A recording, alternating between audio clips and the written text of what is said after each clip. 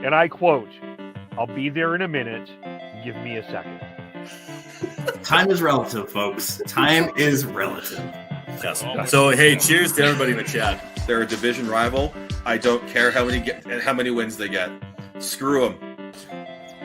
That wasn't the take I was expecting to hear. I want to gush over watching live Chris Tanev. I think that we completely underestimate the skill it takes to play defense. One highlight or several highlights does not a Calder trophy make. I'm stepping in here. I'm going to be the crotchety old man here. They need to learn patience. They need to understand the tension, and everything, and the drama. How dare! Look at this. How is McDavid not getting a penalty? You guys need to calm down with this, okay? You guys need to calm down with it. I mean, the Canucks are 4-2 to start the season. That's something we haven't seen in a few years. Why the fuck would we calm down? No. That clip comes from the before times when we weren't used to over 500 record through 6 games. But what a start for the Canucks! Yeah, it's great. Yeah, and welcome to the Shifts and Pucks podcast. It is Wednesday, November 25th, and we are Canucks are 4-2. October off to a good start. November to October. I don't know. It's snowy out in Calgary. Like we just got hit with 15 centimeters of snow this week. I'm completely confused. And I'd like to complain about where we're at. I mean, we had a dusting of snow a couple of days ago, and some of it's still on the ground because it stayed cold here throughout this week. But we haven't had that much snow. Yeah. But yeah, again, welcome to the Shifts and Pucks podcast, and you're get to enjoy Tyler and myself, Sean, today as we discuss the Canucks and a few other NHL bits and bites. So yeah, Tyler, how you doing?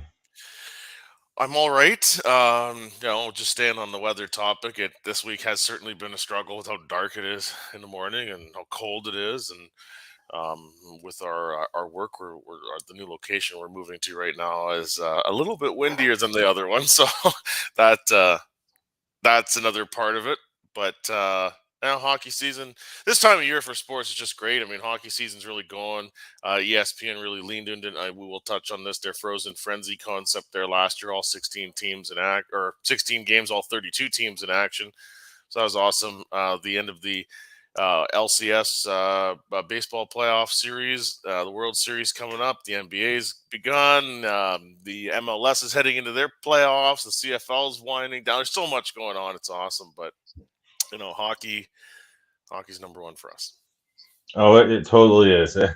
We were discussing in the group chat about the ratings for the Frozen Frenzy, and we'll get into that a little bit later. But you talked about the baseball. I'm like, it's October.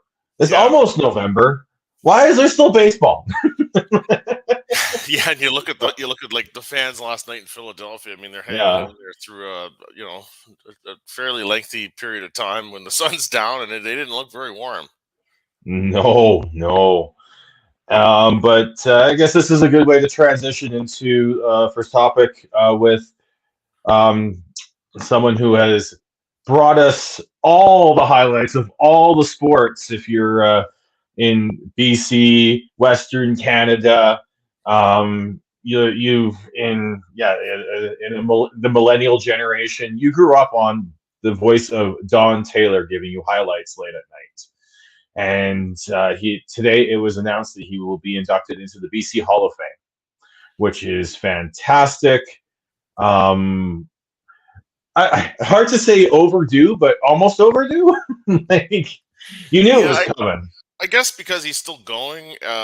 His career, maybe it doesn't feel like that, but the guy has, as we've laid out, been around for a very long time. People of our generation grew up with his highlights and all the Don Taylorisms. I'm very fortunate to have gotten to meet Don once when I was a BCIT student, and he was super gracious with all of us, and even for me, butchering a highlight pack in his presence. But he's brought a lot of entertainment to TVs with the way that he he covers sports.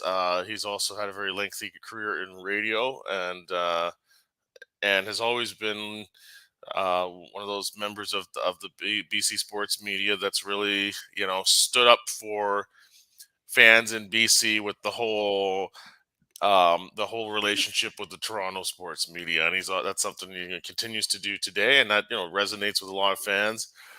So yes, congratulations to Don Taylor on your pending induction into the BC Sports Hall of Fame. Be awesome. Yeah, very, very, very, so very well deserved. And for our generation, he was a voice of highlights.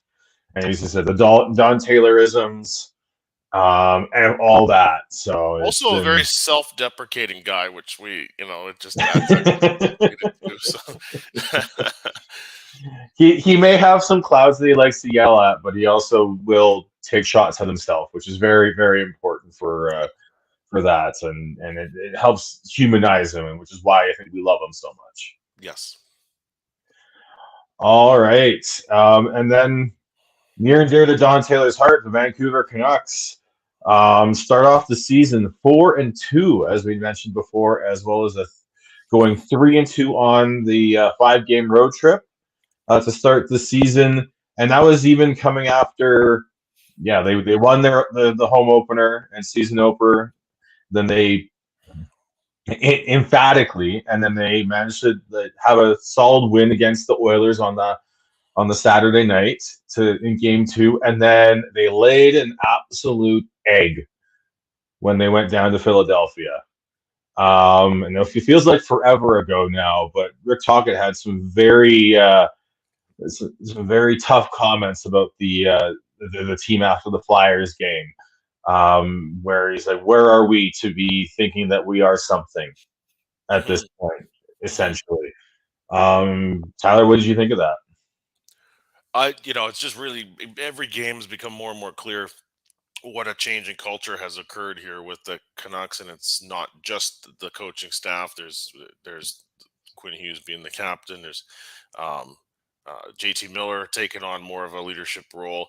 This doesn't seem to be a laissez-faire kind of culture where if you're in a losing streak, everybody sort of stays calmer about it in certain ways. Like, the urgency is on right from the start with these guys, and when they had one bad game, we saw kind of what the reaction was internally and externally, and the players really got together. And although lost against Tampa Bay, put on a much better effort, and then rattled off wins against Florida and Nashville. And last night, I mean, despite the 8-1 win in the home opener, last night was probably their most complete effort, and really showed something with how they buckled down there with killing off back-to-back penalties late in the game. Suddenly it seemed like the standard tightened up, and now special teams are going to become a factor in the game. But they managed to get the job done. Yeah, with just thinking about that game last night and how last year you'd have been resigned to the fact that they were going to lose that game because they would have given up at least one, maybe two power play goals in that. Yeah, and at the end of the game there. Yeah, like after killing both. the first penalty and then to get the second one, it would have been like, with the time remaining, the past would have been like, no, there's just no way this thing is gonna is gonna stay in a lead. But they found a way. And we didn't even mention Pete twice missed the open net. You're really asking for it. His patience on the first one, where he basically outweighted the Nashville defender and just off the post. I'm just like, that would have been nice. No. You've watched a few games with me where I start doing the no. That was happening again. I just remember watching him going down. I'm like, I'm just the patience. Oh, that's right. And off the post. I'm like, Yeah. Okay, here at that point, it was almost like, okay, here we go. They're going to come back and score. That's just usually what happens in those situations, regardless of the team. Yes. It just seems to happen more often than not. But they still manage to hang on. And a big reason why they're playing so well is they've put their two best defensemen together. Yes, and we talked about this before the season. Could they do that? Would they do that? Would the rest of it be good enough? Well, we've seen the Tyler Myers experience continue to be, um, let's An be diplomatic experience. and say inexperienced, interesting. But I think they've made, I think the results have proven that they've made that the right call there, and they're getting a lot out of Quinn Hughes and Philip Hronik, and that's critical, especially considering what was given up to bring in Hronik. Yeah, that pairing is arguably one of the top defense pairings in the league now. With all the Hughes debate online, with the ESPN list ranking him behind Seth Jones, not to mention the whole Dom decision list and the write up on that one, which was the major issue there. It's perfect fuel for the guy. I know, and he's kind of hinted at that being a thing. Well, yeah, but Hughes, I feel like he's got a bit of that Michael Jordan chip on his shoulder, and I took that personally type mentality right now, which is fantastic. But one thing that Hughes, when he's the alpha now, and if the team takes on that personality as a whole, that's good. Yeah, it's fantastic, and one thing that Hughes hasn't had in his career up until this point is like a true top 4 defender as his partner. Yeah. I think you would say that Chris Tanev was probably the closest that he had, and Chris Tanev at that point in his career, and at this point in his career, is probably best suited as like an anchor on your third pair. Mm-hmm. And then he went through Luke Shen, and then a rotation of everyone else over the past couple seasons. But now you've got Hronik, who is a legitimate top 4 defenseman, arguably a top pair defenseman, and you're just seeing this amazing, just this chemistry that they're building. So if the Canucks can figure out the bottom 4 in the defense, it's even if the bottom 4 can just hold just hold the fort and help produce a little bit here and there, but just not get caved in when those two aren't on the ice, it's going to go a long way in helping this team take the next step. Stability is the word I always use with defense, and they've added so much stability as a pairing through the 6 games we've seen so far, and there just never seemed to be very much stability back there in the last couple of years. And if that puck wasn't out right away, it was major trouble. Yeah. And I'll just bring up this comment from Dylan here, because I think it's also a little bit there, is the brotherly competition between the Hughes brothers, because the Hughes brothers are about to take over the NHL. You've got Jack Hughes, who's just ripping it up. You've got Luke Hughes, who's in his rookie season, so he's still finding his feet, but still playing really well. And then you got Quinn, who's the captain of the Canucks. I think if he plays like this, he's going to be in the Norris conversation legitimately this season. I think he should have been in it last year. But it just, you didn't have that. The Norris, like the Selke, I think there's a lot of, and even the Hart to an extent, you need to have that body of work leading up to it. He hasn't quite been there, hasn't quite gotten that body of work to get recognized, especially from the Eastern media when you're playing in the West. Yep. So, yeah, I think there is definitely some brotherly competition there, and which is, I would agree, fuels it. That's fantastic. Yes, it is. As someone who has that brotherly competition with the other big bearded guy on this podcast, shows up every once in a while. Yeah. It can definitely help drive you. I think so. Yeah. And then the other big news on this road trip is that the Canucks got the return of Ilya Mikheyev out since last December. with a knee injury. Wasn't able to start the season, which which made Canucks media and Canucks fans consternate a lot. But he looks like you're starting to see the speedy Ilya Mikheyev that the Canucks signed. And yeah, he got a goal last night. It wasn't really a speed goal. It was a bit of a knuckle puck that fooled UC Saros. Yeah. But you're starting to see that speed, and he's going to open up opportunities for Petey and Kuzmenko as he gets his feet under him a little bit more. Yep. Just overall, like the team that they've put together here, and it's nice to see that guys who really showed at training camp or responded to a push from the coach and were able to earn a spot on the team have continued to bring that level of energy. And I think the schedule maker certainly not doing the Canucks a favor, but to start off with a lengthy trip like this is not never ideal. But the spacing between games is certainly good. I think they were able to show up rested for each game and not have this sort of sink their season before it starts. And now they're going to go into back-to-back home games, but coming back up with a 4-2 record is, like we were saying the last time that I think it was you and I and Chris together. Once those 2 wins with the Oilers were in the books, it's like it almost feels like 3-3 would have been a little disappointing. So that's good.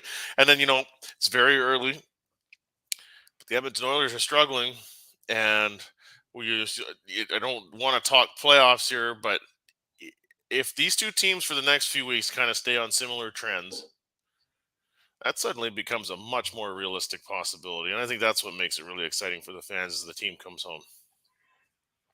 Yeah, it does. And yeah, it's still early, but instead of being 0-5-2 as the Canucks were last season, coming off their opening season road trip, 4-2 is so much better. Both the Flames and Oilers are struggling. LA's still is sputtering, not quite found their game as well. So they put themselves in a spot that, if they can continue on winning at this pace, that they are going to be, it'll quickly become very much a reality that the playoffs are achievable. Yeah, I had a friend of mine last night ask, is it too early to be looking at the standings? No, I don't think it is. You always, I think, want to know kind of where you're at relative to the competition. And we're not looking at the standings in terms of jockeying for playoff position and matchups in October, but give it another month, you start looking into that, somewhat. But in the Pacific Division right now, the Canucks are in second, and yes, Vegas is a perfect 7-0 so far. And as we figured, they'd be a lock for a playoff spot. But Edmonton was seen by many to be a pretty well sure thing for a playoff spot, and they're 7th in the division right now. Right? Yeah, it's things can change, but those 82 games fly by pretty fast. Yes, they do. And like I said, the last few seasons, the Canucks have been chasing after the first little bit. Mm-hmm. If they can continue on with this, they won't be. They'll be in a good position. So, as to go back to the comments from Talkett after the Philly game, they have to act like that. They have to act like who are we to think we are something, and have to continue to work. Yeah. They need to. They all need to work like Phil DiGiuseppe, because. You want to go with PDG or what?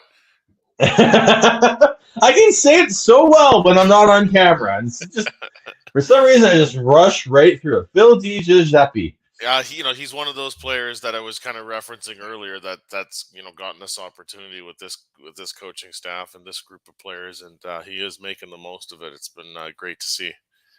But yeah, to your point before that, I mean, just like going into Philadelphia, I mean, they learned that lesson. It's like, okay, you look at we did it on the show. We looked at the teams on the road trip and thought, okay, Tampa and Florida are kind of the main concerns there, and Nashville should be pretty strong.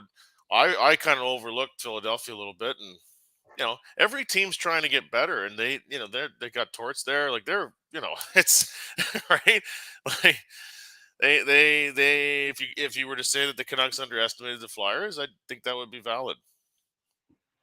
Yeah, but this is the start. I think before the anything happened before the season.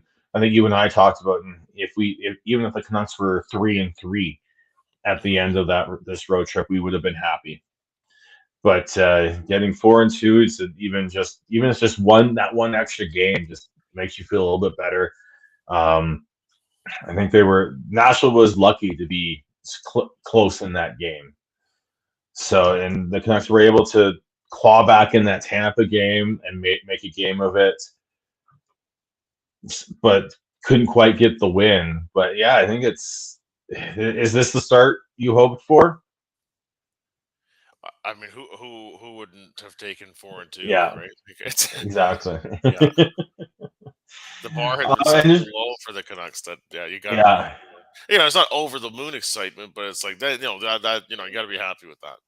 And it's the process too. I feel like the process is there. They laid an egg against Philly, but the process was there in all the other games. It wasn't like they lucked into the wins. The process is there, and you're starting to see what this team, the identity of this team is, and they're taking on the Rick Tocchet identity, which is fantastic. Hell, even Connor Garland, who is they've got looking for a way out. He put his body on the line right at the end there last night to try to clear the puck out and take a shot. Like he's buying it, even though there's rumors that he wants out. When you get that level of work ethic and you're getting results from it as they are, and you're seeing contributions from everybody, that's so infectious. And I think that's an example of it there. Exactly. As soon as I saw that and I realized it was Garland, like that says a lot to me. Yeah. When someone who is rumored, speculated, reported to want out, the Canucks have been looking to move his contract for a while there, but he's still buying in and putting his body on the line. Like it's so easy to just like not put that extra effort in at the end there. But he did. That says so much to me about the buy-in of all these players, the leadership of the leadership group led by Quinn Hughes, let alone the coaching staff, Rick Tocchet, Adam Foote, like just finding ways to get through to these guys and tell them that this is how if you want to win and you want to have fun, because winning's fun, you have to play hard. Mm-hmm. So that's fantastic.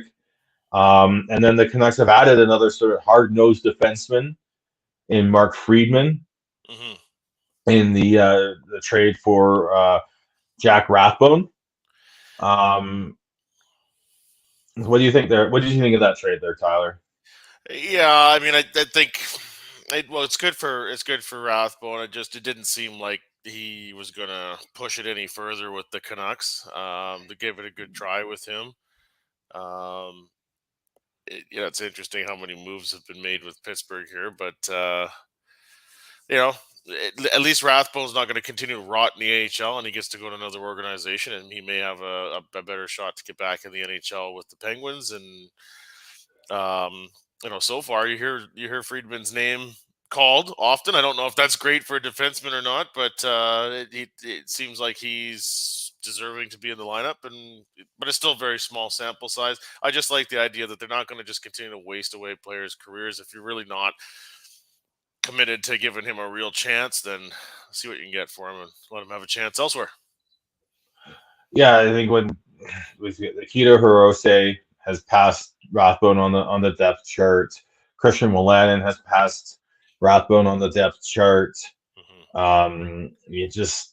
You also had Guillaume Brisebois. I think he had passed Rathbone on the depth chart and call up options.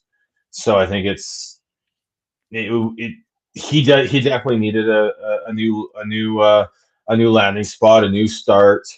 I wish the best for him because he just seems like a guy who gets it. So, and he just also needs to play.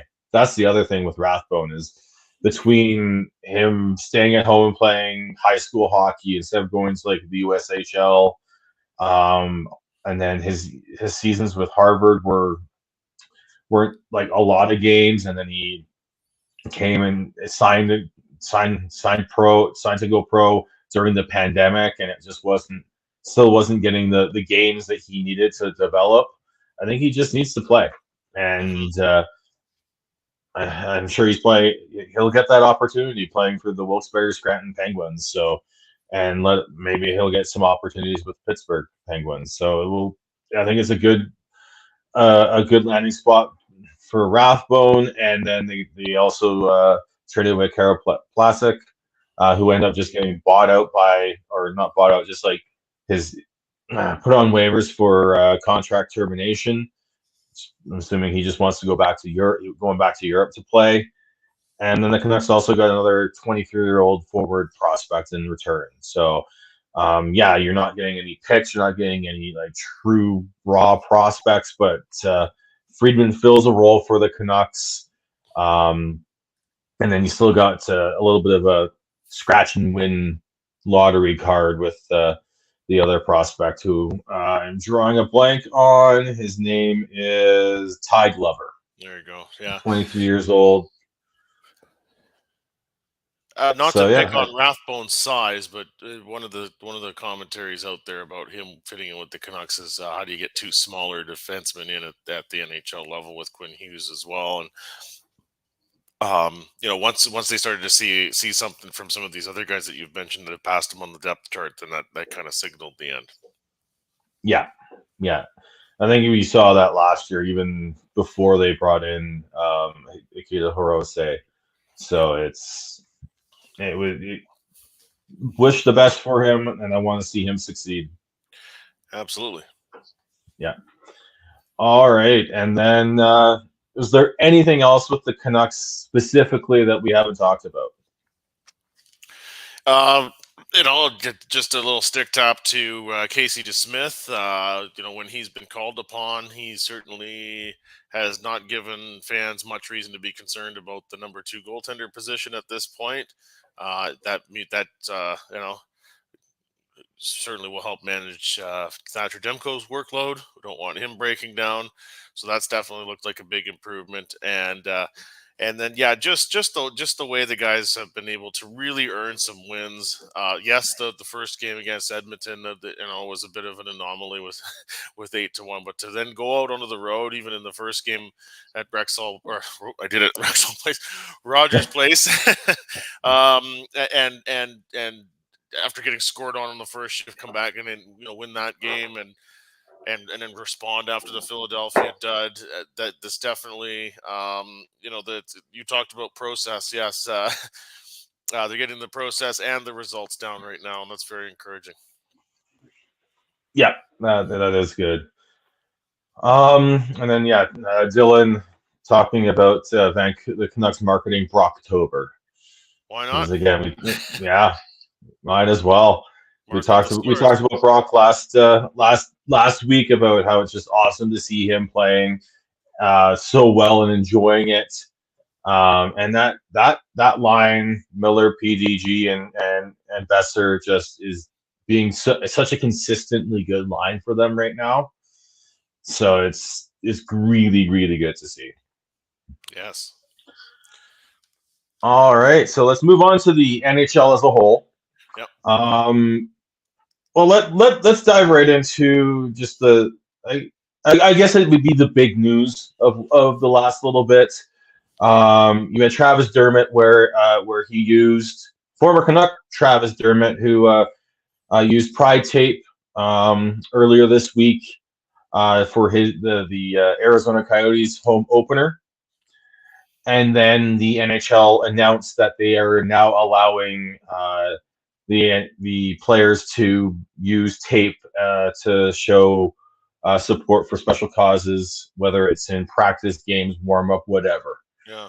So they reversed that ruling, which is fantastic. It was not only was it just a stupid rule in terms of not allowing players to show again, the support that they want to show for whatever causes they want to show. But it just also wasn't one that was enforceable. Like, I just don't know how they could have Yeah. enforced it. So it just was all around just bad. Like, and let alone the publicity that would have come from any sort of punishment to any player would have been just horrific for the NHL. So may have taken them longer to get to the right decision than it should have, and we wanted them to, but they did. I don't really understand what, like, I didn't follow this that closely, and it's not because I don't care about the issue. It's just it just feels like there's so much of this that goes on in sports nowadays that it's hard to like want to do the deep dive into it. But it just doesn't like, why would there need to be a ban? Like, what would be the, like, there's got to be some sort of reason for that, and yet I can't put my finger on that.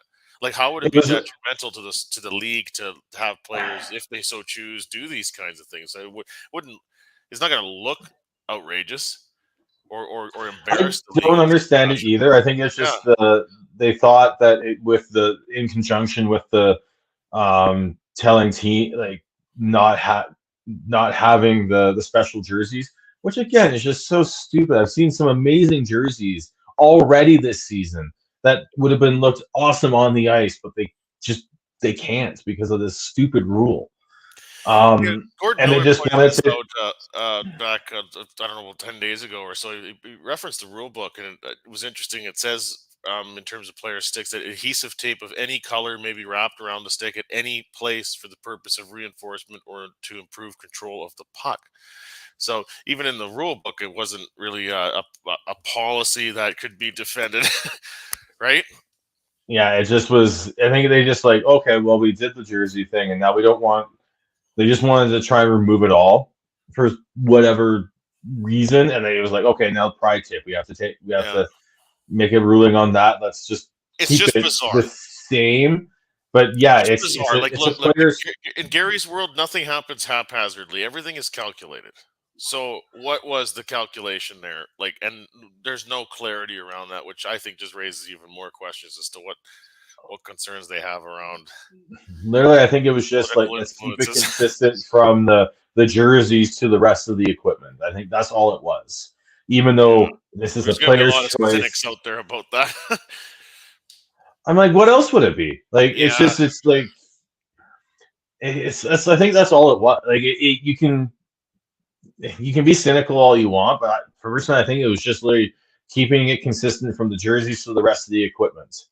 But the problem with that is the jerseys were mandated, like, or not mandated, but like they it was a much bigger deal, right? And then the pride tape or whatever other tape, if there's other tapes that players want to use on their sticks, is a personal choice. hmm Like, it's the same as, like, you see players have like decorative skates in the yeah. I mean, as NFL. long They've as got there's not free cleats. advertising that's going on for, like, where there's a um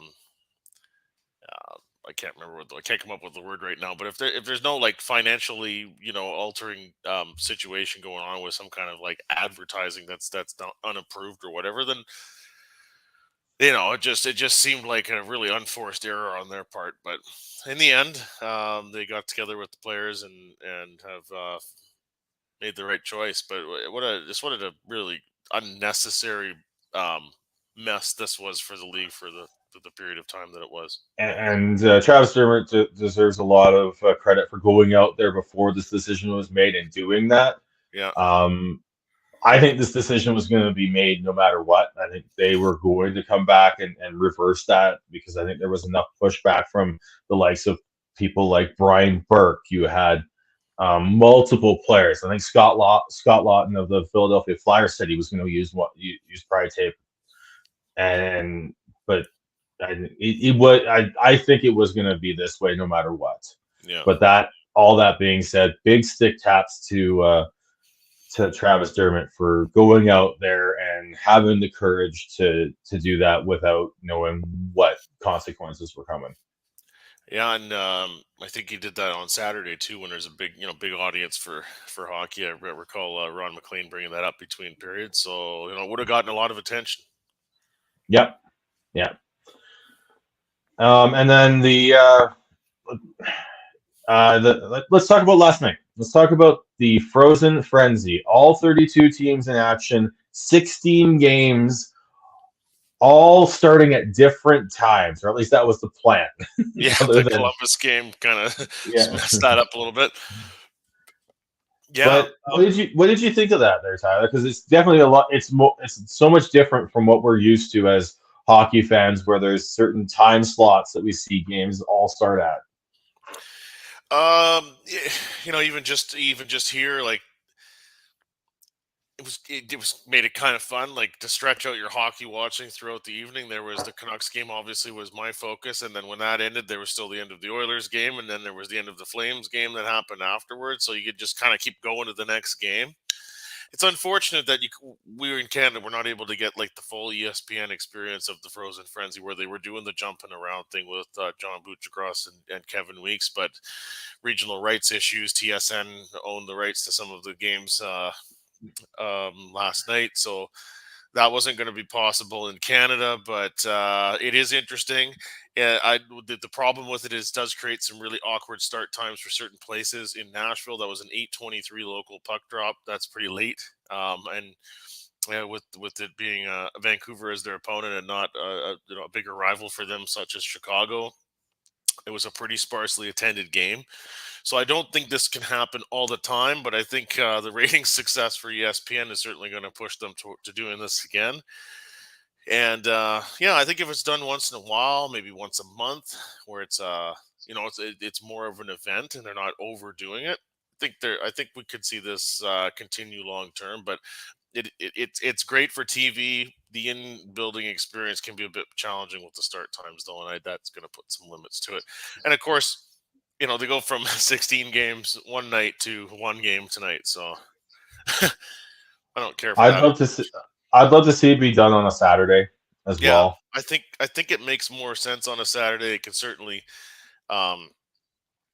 avoid some more of those awkward start times in terms of the lateness, because now you can use the daytime as well.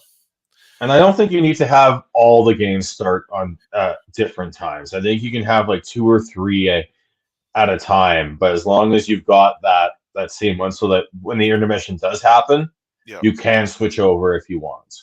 Yeah. So I think that would be my big change. Would be, I like the idea, but have two or three games start at like, say, if you on a Saturday at 2 o'clock Eastern, then you can have a couple more start at like, say, 3 o'clock, or space them out like that. So then you still have hockey from middle of the afternoon to the evening, and it just would be like, sit back, relax, and enjoy some hockey until your team plays, and then you're on pins and needles. Yeah.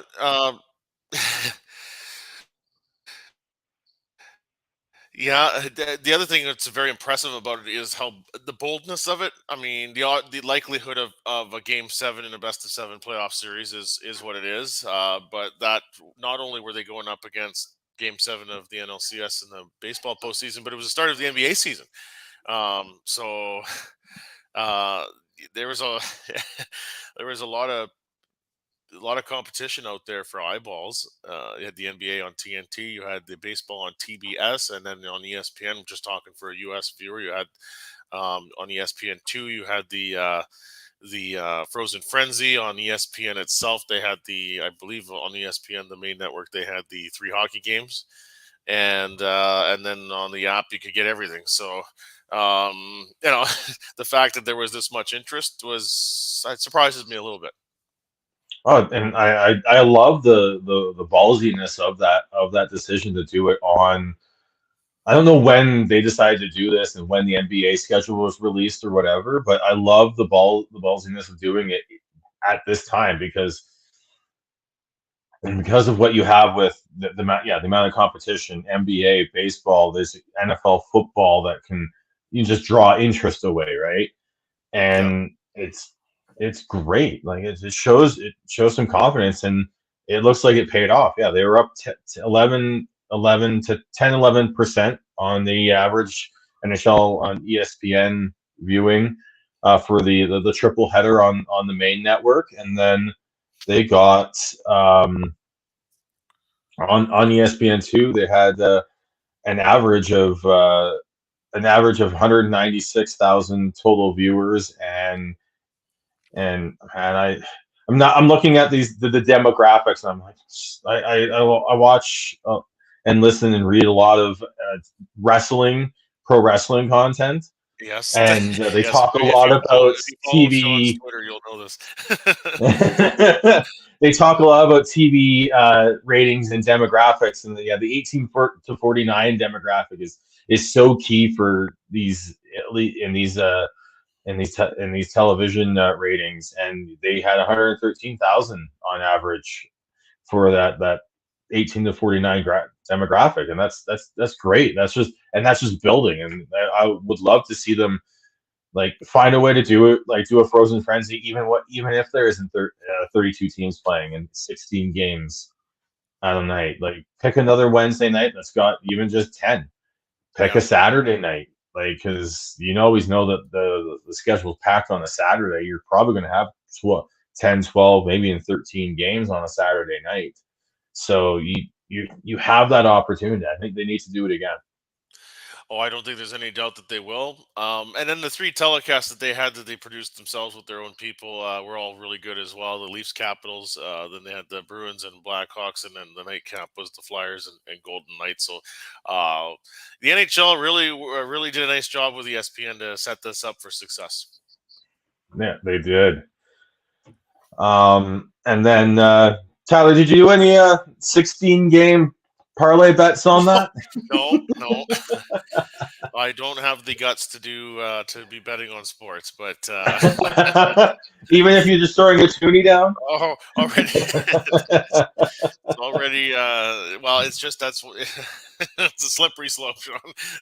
That's Getting fair. into fantasy football's already led me down a bit of a slope there too.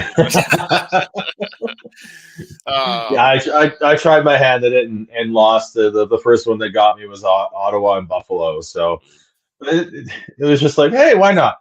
Yeah, when you've got that many odds adding up, you get it all right. You get lucky, you get it all right. Holy smokes! Yeah, if you got all 16 correct there, boy, that party at that guy's house. Right. I think it was a TSN showed one of them where someone put $2 down and turned it into 13 grand. Yeah. Like, wow. Amazing. Yeah. Beats yeah. And then what are your thoughts on the first couple of weeks of the season?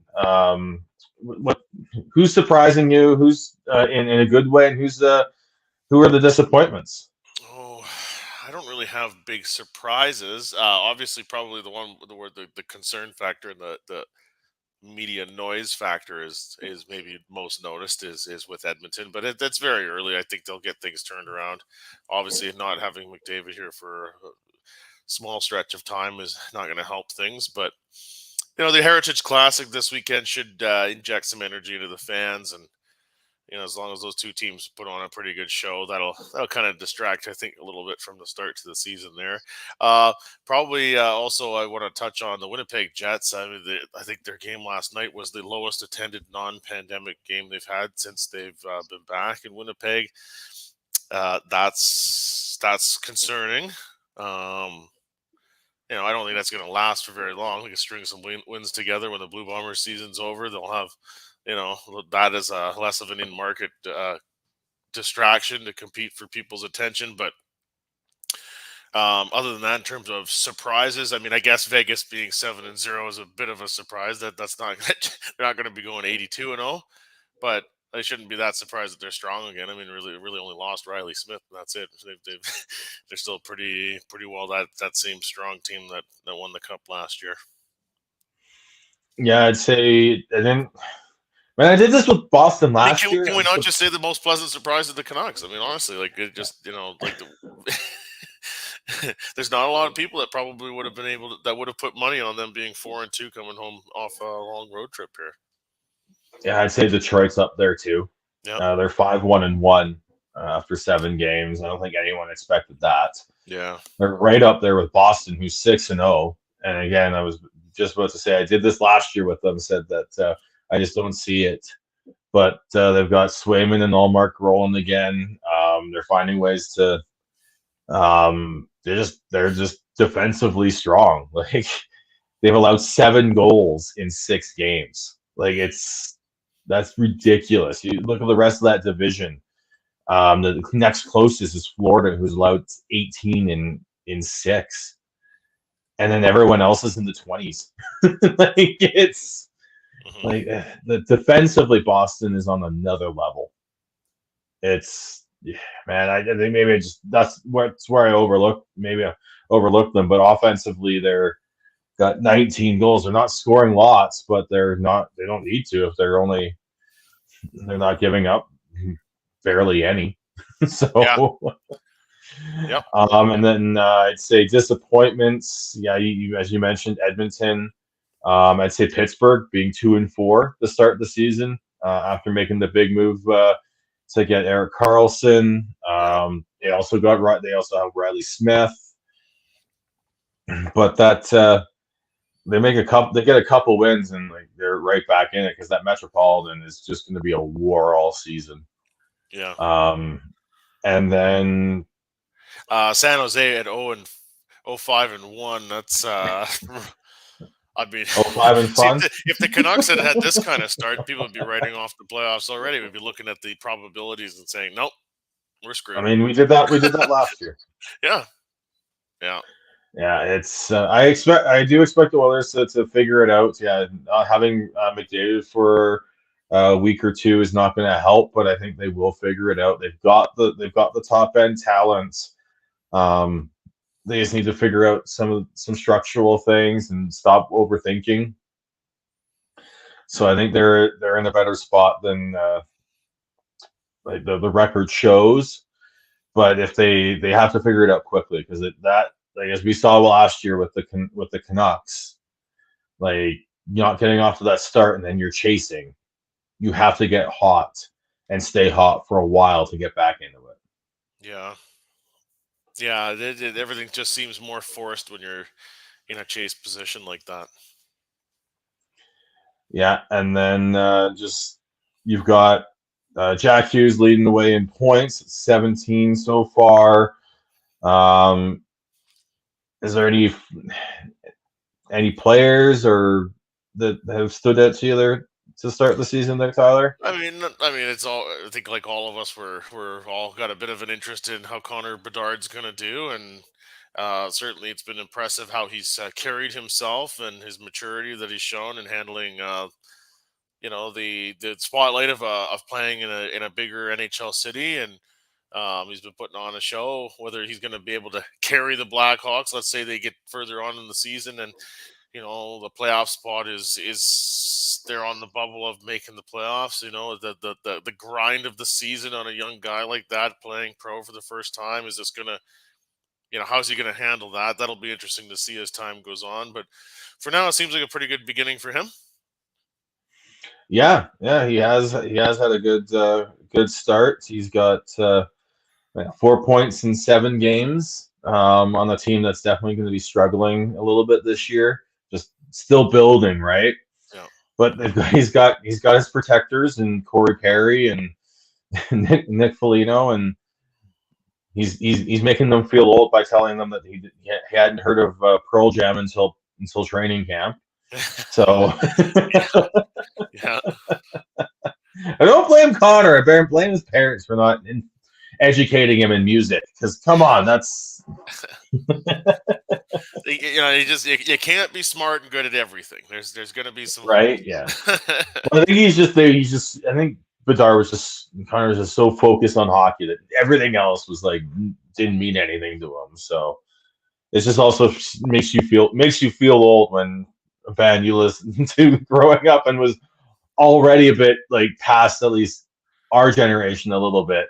Yeah. And Yeah.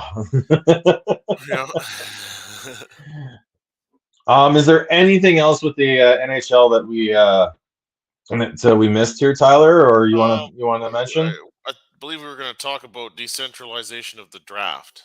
Oh, that is right. Yeah, that news came in today that the teams have voted to do that, to decentralize the draft and do more similar to what the NFL does. What do you think? Yeah, I didn't really realize there was much of an appetite for that until this news popped up recently, and I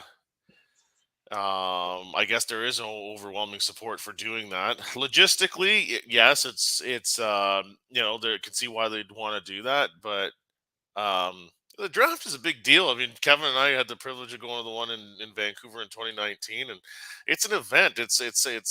It's not like the All Star Game or a Stanley Cup Final by any stretch of the imagination or an outdoor game, but it is it was one of the bigger events on the calendar where people come from all over the NHL and not just getting all the teams represented in one place, but just walking outside the building and seeing all the families and the kids and just how big this day is in their lives for them and having all that happen all in one place. I thought there was some spectacle to that, and I that will be missed, I think.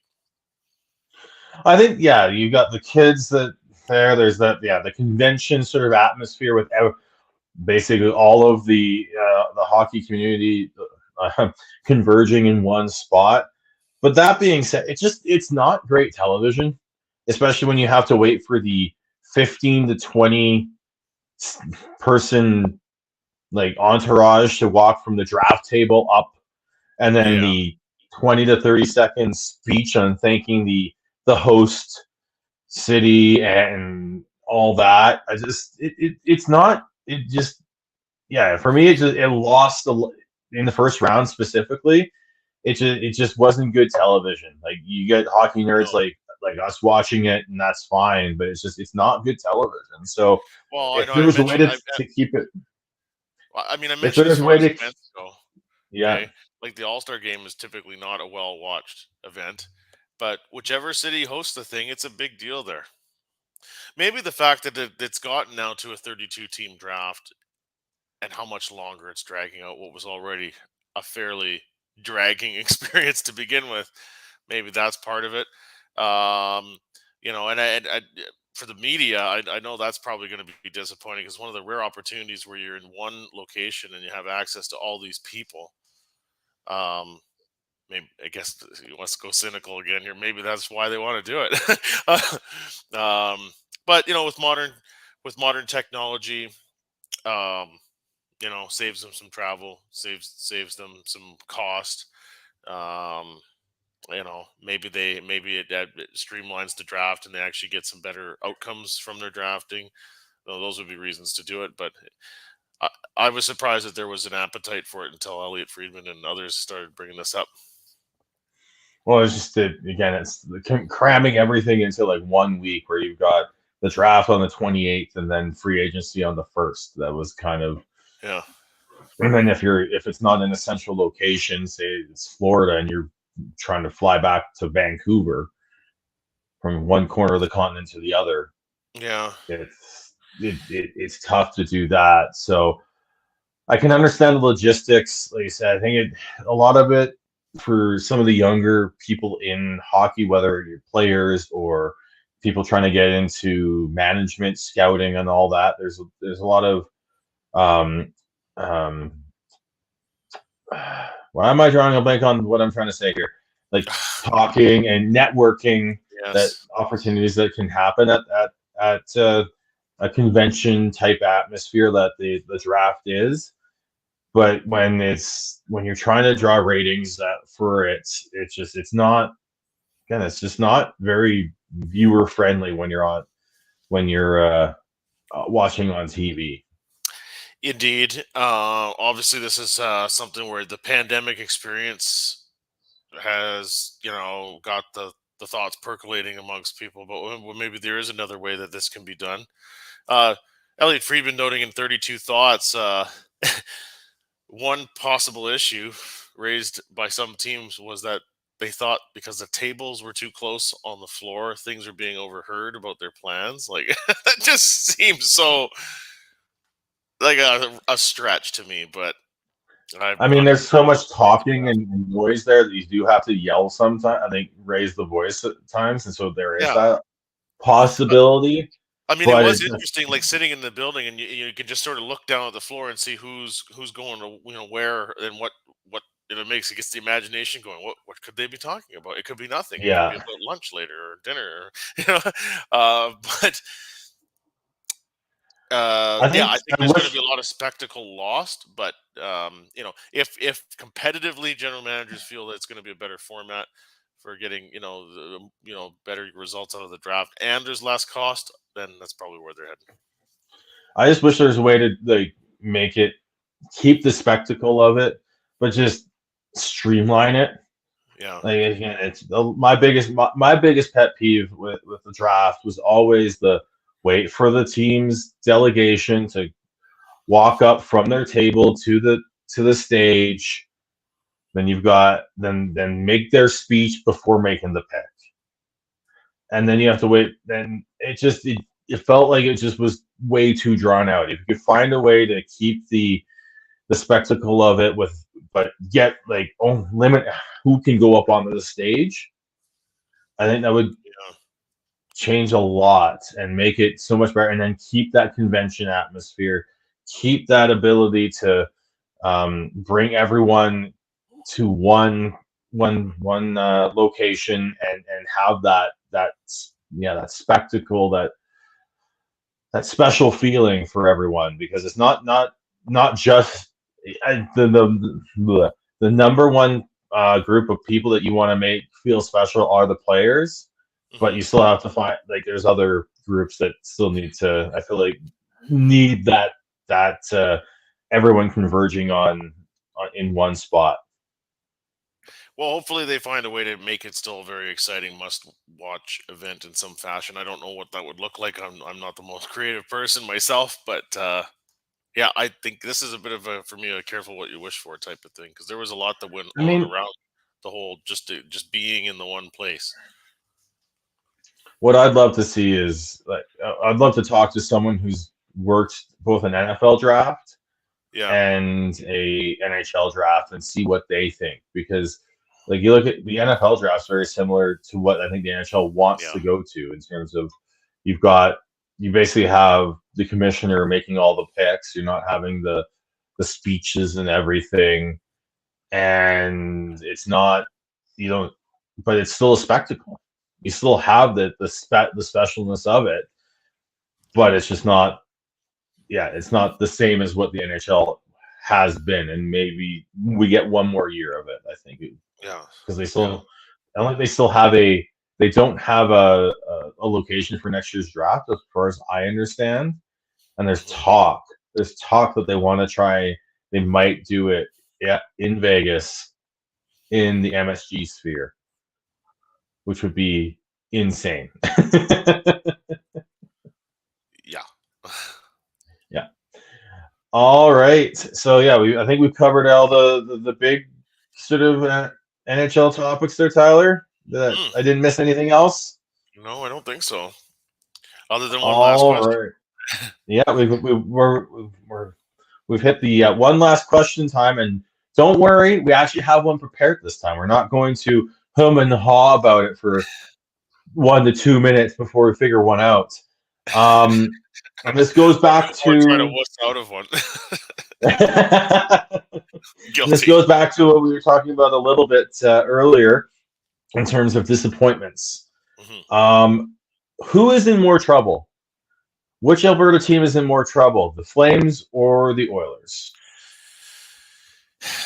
Yeah, I mean, I think the Flames are, just because there's less. I don't think it's as easy to sort of feel confident that they're going to turn things around from the start they're having. With Edmonton and their star power and sort of recent, what they've been able to do in the playoffs in recent years, you'd feel like that gives you some more reason for optimism. But really, for both teams, like, you got to be careful just taking recent results and then assuming the same trajectory. I mean, there's a lot of things that change in the off season, and the teams around you are also trying to improve, and neither of them might get out of this rut. Yeah, I'm in a similar wavelength to you there, Tyler. I think the Flames are in more trouble. Yeah, they've got the 2 wins in 7 games, but they just haven't looked good. They are -9 in goal differential, allowing 26 goals and only scoring 17 goals. I just they've lost 3 in a row, and I just don't see they've struggled to find chemistry ever since Gaudreau and Kachuk left. It's just with the Oilers, you McDavid come back. You've got Draisaitl. They've got the star power that should be able to drag him out of this funk that they're in. Do the Flames have it? Yeah, they've got Huberdeau. Yeah, they've got Lindholm. But neither of them since Huberdeau came to Calgary, since the Kachuk and Gaudreau departures, Lindholm's not been the same. And Huberdeau hasn't been the same since coming to Calgary either. I don't think they've got the star power there to bring them out of this funk and be competitive enough to be in the playoff hunt in a very competitive Pacific Division. Well, and the other thing is too is, and is no disrespect to Ryan Huska, you earned the promotion, but you've got a coach as well who's in his first year at the NHL level as a head coach, and if things are not going well, get it whatever message or systems or strategy that he's trying to implement with his staff, it's just not going to have the same impact as a guy that's been around for a while. You have a rookie GM, a rookie head coach, and then as much experience and as a good leader as Michael Backlund is, Yeah. this is the first time he's had the letter on his chest. Yeah. And that can change things. So they've got a lot of people learning on the job here. And this is coming off of a season where they were dysfunctional, not cohesive. The locker room was broken. Just wasn't fun place to be at. And then you look at the comments of Zadorov before yesterday's game and Coleman after yesterday's game. Yeah. Doesn't seem like I don't think the locker room has fixed itself overnight. And I still think that you're still trying to figure out who's staying and who's going. And I know that. Well, and how are the guys supposed to really perform when everybody's taking a peek over their shoulder, wondering if they're going to be there tomorrow? Exactly. Right? I know that there was Elliot Friedman reported that the Flames are getting closer to potentially signing Hannafin. But why are you? I know this sounds weird because this is just the situation that the Flames are in right now because of how everything went last year and the amount of players that they have that need new contracts next year. They've got Elias Lindholm's a UFA. You've got Noah Hannafin, Chris Tanev, Nikita Zadorov needing new contracts as UFAs next year. Dylan Dubé is an RFA. Adam Ruzicka is an RFA, let alone some of the more bit players and Jordan Osterley, Dennis Gilbert, and AJ Greer, who they picked up off on waivers. But it's just, it really feels like, they just don't have this, like, the cohesiveness, and they don't have an identity. Yeah. I think with the Oilers, we know what their identity is. With the Flames, we don't know what the identity of this team is anymore. And it's concerning that we've been talking about that for, it seems like, a few years now, on and off with the Flames too, right? And then not help, we didn't even mention Rasmus Anderson getting a 4-game suspension. I mean, that's just just when they're kind of sputtering here, they lose a key defenseman due to suspension. So yeah, I mean it's still a lot of season left, of course, but the idea of righting the ship here, it seems more daunting for the Flames than it does for the Oilers, in my opinion. Yeah, and I know Kevin would talk about how the Oilers haven't won on home ice. It's been 2 games, and they lost in overtime, and how the Flames that play defense. Well, I'll certainly agree with them there. I mean, Edmonton looks just completely lost on defending. I use the phrase Edmontoning is going on again. That's really been an issue with their team so far. Kev will have a chance on a future podcast when he's on next to address this topic, I'm sure. But, Well, when you yeah. say that though, like you look at the Flames are -9 in goal differential. The Oilers are -10. The Oilers have allowed one more goal than the Flames. I'd be more interested in the quality chances that they're giving up and turnovers and things but like that. If you take a deeper dive into that, but I just think I know what the Oilers are. When they're on, I know what the Oilers are. I don't know what the identity of the Flames are. And I think that's my biggest thing right now is I don't know what their identity is. I don't know if they're going to find the chemistry that they could potentially have because it just is not there. Nazem Kadri in 7 games has 1 assist and is a -8 or 7. Like it's just he is horrible right now.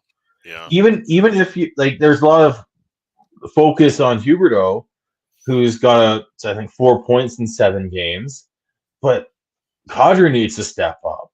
Like he cannot be that. Like if the Flames are going to do anything this year, he needs to be close. He needs to be close to at least be a buzzsaw second line center who can put up points. He's not doing that right now. Yeah. And it's just Kevin will address this and what he thinks when he on the Flames podcast, which I'm not sure when it will be, but it will be later on this week. So he'll be able to parse through our words and come up with his rebuttal, which will be fun to see. But and we should be clear as the two Canuck fans here on this show. Okay, I mean we're not rooting in favor of one or the other. I mean if Edmonton and Calgary could go 0-82. We would take that. So, Kevin's a very great watcher of, and study of hockey and the NHL. But the dislike for the Oilers, that's probably a little stronger for him, I think. That is true. Yeah. All right, Tyler. I've asked this before. Is there anything else that you want to get into? No, I think we're good. All right. Keep the good times rolling for the Vancouver Canucks. They're back in action on Friday at home against St. Louis, Saturday against the New York Rangers. Should be a lot of fun. Yep. All right. How do we follow you? I am on X, that website formerly known as Twitter, at TNoble, TNOBLE. If you're watching this, you can see the handle on the screen.